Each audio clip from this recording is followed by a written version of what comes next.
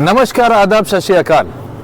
हम इस वक्त मौजूद हैं गोरखपुर के अंदर। पूरी टीम मेरी मौजूद है और हमारे साथ आप देख रहे हैं फ्रेम के अंदर ज़फ़र साहब मौजूद हैं, ज़फ़र खान साहब, जो गोरखपुर से हैं। इनकी तारीफ़ ये है कि ये बॉलीवुड्स के साथ इनका दखल है और कई सीरियल्स और पिक्चरों में ये काम कर चुके हैं। गोरखपुर की सरजमी से निकल करके उस लेवल पर गए हैं जिस लेवल पर बाकी सितारे गोरखपुर के गए हैं। जैसे अगर हम बात करते हैं पहले की, तो असित सेन एक बहुत बड़ा नाम है जो गोरखपुर से निकल करके आ गया है।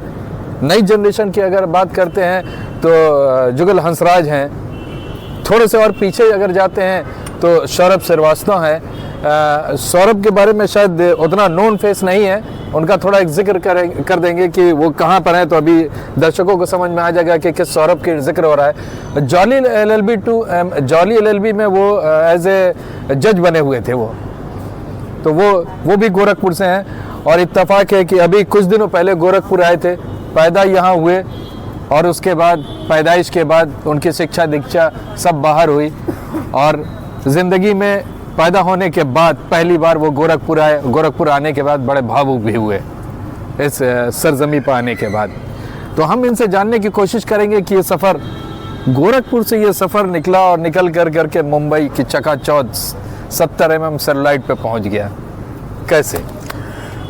हम लोग तो सुनते हैं कि स्ट्रगल बहुत होता है इसमें, लाइफ में बड़ा स्ट्रगल करना होता है। देखिए, ऐसा है कि हम कोई भी काम करते हैं, चाहे वो कोई भी काम हो गया, चाहे एक्टिंग हो गई, डायरेक्शन हो गया, फिर कोई भी जॉब, मतलब जैसे हमको कुछ अगर वाकई लाइफ में आगे बढ़ना है, कुछ करना है, सारी चीज़, तो संघर्ष तो करना ही पड़ता है सुबह। अब देखिए, लोग कहते हैं कि बॉम्बे में जाओ तो बहुत ज़्यादा संघर्ष है, बहुत मेहनत करनी पड़ती है। हाँ, करनी पड़ती है, लेकिन हाँ, इसके साथ पेशेंस होना बहुत ज़रूरी है। अगर आपके अंदर पेशेंस है और जज्बा है और लड़ने की शक्ति है तो ऊपर वाला एक दिन उसे कामयाब ज़रूर करता है। इंडस्ट्री में गॉडफादर कौन? देखिए, वैसे तो कहा जाए मेरे गॉडफादर मेरे मदर फादर हैं, और शायद अगर वो नहीं चाहते कि मैं बॉम्बे जैसे शहर में जाऊं तो शायद मैं नहीं जाता। और मैं उस वक्त बॉम्बे गया था जब बिल्कुल कुछ पता नहीं था कि हमको वीटी स्टेशन उतरना है, फिर वहाँ से कहाँ जाना है, क्या करना है। चला तो गया, जब स्टेशन पे उतरा तो अब समझ में नहीं आ रहा मैं कहाँ जाऊँ। बट ये है कि ऊपर वाला कहीं ना कहीं से कोई ना कोई इंतज़ाम करता है और कुछ ना कुछ करता ही रहता है ऊपर। और फिर उन्होंने एक हमारे मित्र से मुलाकात कराई, वहाँ गए, उन्होंने बहुत हेल्प की और धीरे धीरे हमारा जो मामला था आगे बढ़ता गया और आज आपकी दुआ है, आपके साथ मैं खड़ा हूँ। किस उम्र में गोरखपुर से आप गए बॉम्बे? सर, ये 2000 में मैं गया। एज क्या रही होगी आपकी? सर, एज तो अब क्या होता है ना कि मैं लड़का हूँ। नहीं, ये सवाल इसलिए पूछ रहे हैं कि जो आज के लड़के जो स्ट्रगल कर रहे हैं, तो कभी कभार ये देखा जाता है कि बड़ा एकदम इनिशियल स्टेज होता है, इंटरमीडिएट किए होते हैं, 14-15 साल की उम्र होती है, 16 साल की उम्र होती है और उनको जो है कीड़ा काटता है एक्टिंग का, तो भाग लेते हैं। कभी कुछ देखा जाता है कि लेट 30s में जा रहे हैं। तो वो जानना चाह रहे हैं कि आप सक्सेस हुए, सफल हुए, तो किस एज में आप गए हैं वहाँ?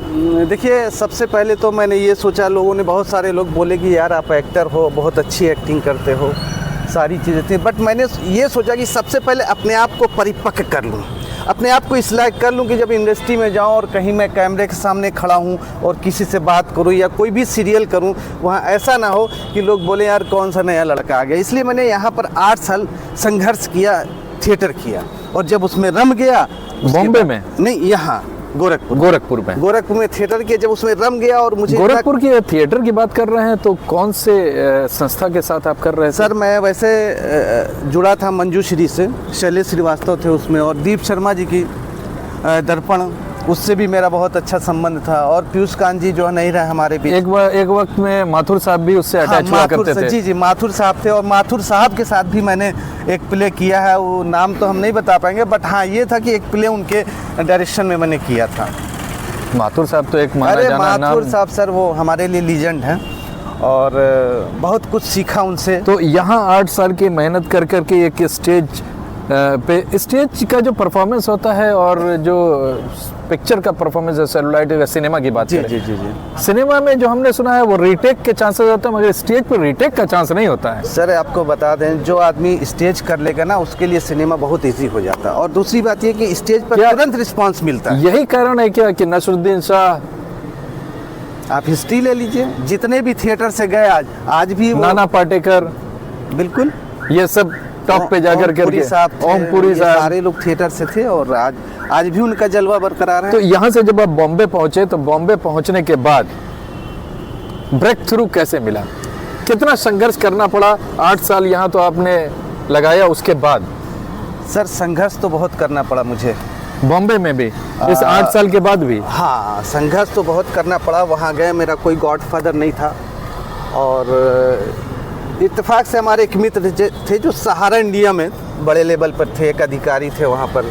तो उन्होंने एक दिन हमको बुलाया, तो उन्होंने बोला कि ऐसा है कि यार एक 1 एक्ट प्ले हो रहा है हॉलीडे इन होटल में, उसमें आप कर लो तुम। मैंने बोला ठीक है। तो मैंने ऐसे ही हंसी मजाक में, चलो 1 एक्ट पे जज थे, राज बब्बर साहब जज थे, तो 1 एक्ट प्ले जो मैंने किया, उस 1 एक्ट प्ले में मुझे बेस्ट एक्टर का अवार्ड दिया गया राज बब्बर के हाथों। और वहीं पे राज बब्बर के भाई किशन बब्बर, उनके छोटे भाई हैं, वो मौजूद थे। उन्होंने तुरंत आए हमारे पास, बोले ज़फ़र साहब हमारा एक सीरियल है अंतराल, उसमें आपका रोल फाइनल हो गया और कल से शूटिंग है। और ये पहला ब्रेक था हमारा अंतराल का। तो सीधे सीधे अगर बात करें तो पहला ब्रेक जो मिला वो बब्बर फैमिली से, जी जी जी बिल्कुल बिल्कुल, वहाँ से स्टार्ट हुआ। जी, वहाँ और से एक start हुआ। अंतराल, एक सीरियल से आपने स्टार्ट किया। जी जी वहीं से शुरुआत की। बॉम्बे जो जाता है, ये सुनने में आया है कि फिल्म सिटी है और इस तरह के जो स्टूडियोज़ हैं, RK स्टूडियो, जी, उसके चक्कर लगाने होते हैं, डायरेक्टर के चक्कर लगाने होते हैं, जी जी जी प्रोड्यूसर्स के चक्कर लगाने होते हैं, पहले स्पॉट बॉय बनना पड़ता है, फिर कहीं जा करके नंबर आता है, आप तो सीधा ही डायरेक्ट। अरे नहीं सर, एक्चुअली क्या था ना कि हमारे साथ कुछ ऐसा भी रहा है कि जैसे कुछ ऊपर वाले की मेहरबानी रही है कि जैसे जिस भी काम में मैंने हाथ डाला, ऊपर वाला साथ रहा है और मुझे संघर्ष थोड़ा कम करना पड़ा लेकिन कम। एक तो ये होता है कि जैसे आपने संघर्ष किया, आपको काम मिल गया, दूसरा ये होता है कि काम मिल गया, अब उसको मेंटेन करना है, तो ये भी एक संघर्ष है। एक्टिंग तो आपकी है, वो तो जानी मानी है, इसके अलावा क्या? राइटिंग, प्रोड्यूसिंग, आपको हम बता दें मैं राइटर भी हूँ और आपको हम बता दें हमने एक उमर ख़याम सहारनपुरी साहब थे जिन्होंने निकाह फिल्म लिखी है, उनके साथ भी राइटिंग किया है असिस्टेंट होकर के। फिर कादर खान साहब जो लीजेंड हैं, हम एक फ़िल्म बना रहे थे, फिल्म का नाम था वाह गॉड, उस फिल्म को पूरा कादर साहब से लिखवाया और उनका असिस्टेंट भी मैं रहा। तो ये 2 हमारे लीजेंड हैं जिनसे हमने बहुत कुछ सीखा। ये भी हमने सुना है कि आप गोविंदा जी के साथ भी कोई फिल्म बना रहे हैं या प्रपोज्ड है या कुछ उस पर काम हुआ है? हाँ, एक फिल्म हमने लॉन्च किया था, वाह गॉड फिल्म थी, जिसके डायलॉग राइटर कादर खान साहब थे और उसमें हमने गोविंदा जी है, एहसान कुरैशी थे, दीपशिखा नागपाल और देव शर्मा, इन लोगों को लेकर बना रहे थे, लेकिन कोविड की वजह से थोड़ा सा उसको पोस्टपोन करना पड़ा। तो अभी जो नेक्स्ट प्रोजेक्ट है वो क्या प्रोजेक्ट है? सर नेक्स्ट प्रोजेक्ट हमारा ये है कि एक तो वाह गॉड है ही है, अभी एक फिल्म हमने शुरू की है सपना के हौसलों की उड़ान, हिंदी मूवी है और उसी की तैयारी जब मेरे ख्याल से आप ये जिस आप फिल्म की बात कर रहे हैं वो अक्टूबर या अगस्त के पीरियड में ही इसका प्रीमियम यहीं गोरखीपुर में हुआ था, शायद मेयर साहब के हाथों मुहूर्त हुआ था, शायद बॉबीना में या जी जो शुरुआत की थी। तो अभी उसके गाने में म्यूजिक पे काम चल रहा है। एक गाना रिकॉर्ड करवाया है कैलाश खेर साहब की आवाज़ में, 2 गाने और हैं। गोरखपुर से आप हैं, आगे इस तरह की फिल्म बना रहे हैं, तो गोरखपुर के बच्चों को या बच्चियों को चांस मिलने के चांस हैं या आपकी भी एक स्क्रीनिंग है कि नहीं हम एक्स जो एक पायदान पे पहुंच गया उसी को लेकर चलेंगे? सर मेरी दिली ख्वाहिश है कि यहाँ के कलाकार आगे बढ़ें, कुछ करें, क्योंकि मुझे पता है यहाँ पे बहुत सारे लोग हैं जो वर्क कर रहे हैं, काम कर रहे हैं, बच्चों को वर्कशॉप के नाम पर सारी चीज़ें हैं, बट वो बच्चों को वो प्लेटफॉर्म नहीं मिल पा रहा। तो हमारी एक दिली ख्वाहिश है कि जो बच्चे यहाँ पर जो मेहनत कर रहे हैं, जिनको कोई काम ना दे सके, हमारी पूरी कोशिश रहे कि हम अपनी फिल्म में उनको चांस दें। एक आपसे बात जानना चाहेंगे, दर्शक भी जानना चाहेंगे इस चीज़ को, फिल्मों में नाम बदलने का ट्रेंड बहुत है। जी जी जी, अमिताभ बच्चन साहब ने भी नाम बदला, बहुत से ऐसे हैं, जी, अनगिनत हैं। जी जी, आपने भी चेंज किया क्या?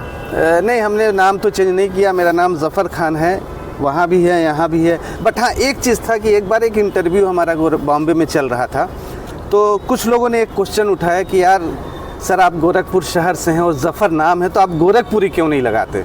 तो मैंने बोला सर गोरखपुरी मैं इसलिए नहीं लगा सकता कि हमारे बहुत बड़े लीजेंड ज़फ़र गोरखपुर से, आप ऑलरेडी वो वहाँ से हैं, तो मैं इतनी बड़ी गुस्ताखी नहीं कर सकता।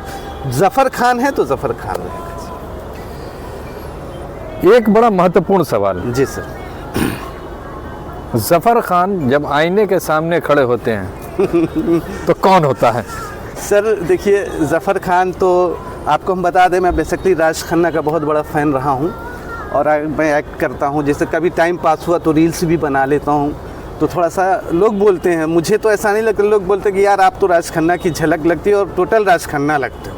कुछ लोगों ने राज खन्ना बुलाना भी शुरू कर दिया मुझे, बट ऐसा कुछ नहीं है। बट ये कि मैं जो हूँ वही हूँ, ज़फ़र खान हूँ और ज़िंदगी भर ज़फ़र खान है। तो राज खन्ना की बात हुई तो एक छोटा सा एक्ट देखना चाहेंगे राज खन्ना के अंदाज में? सर बड़ा एक सफ़र है सुहाना, यहाँ कल क्या हो किसने जाना, तो ये हमारे साथ थे ज़फ़र खान साहब, गोरखपुर की गलियों से निकल करके मुंबई तक का सफ़र तय करने वाले और एक कामयाब सितारा। गोरखपुर के क्या मैसेज देना चाहेंगे आज की जनरेशन को? मैं मैसेज यही देना चाहता हूँ कि अगर कोई भी लड़का है, लड़की है, या जो भी इस लाइन में आना चाहता है आए, लेकिन सबसे पहले अपने आप को वो समझ ले वो खुद क्या कर सकता है। अगर उसके अंदर वो कॉन्फिडेंस लेवल नहीं है, वो पेशेंस नहीं है, तो सबसे पहले अपने आप को उस कॉन्फिडेंस लेवल लाए अपने अंदर, वो पेशेंस लाए और उस पर खुद मेहनत करे, ताकि इंडस्ट्री में जाके जहाँ भी खड़ा हो अपने आप को बेस्ट साबित कर सके। तो ये हमारे साथ थे ज़फ़र साहब।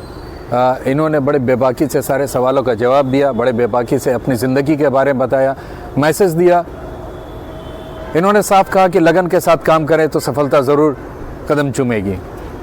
अगले एपिसोड में फिर किसी लीजेंड के साथ हमारी आपसे मुलाकात होगी। तब तक के लिए अल्लाह हाफिज़।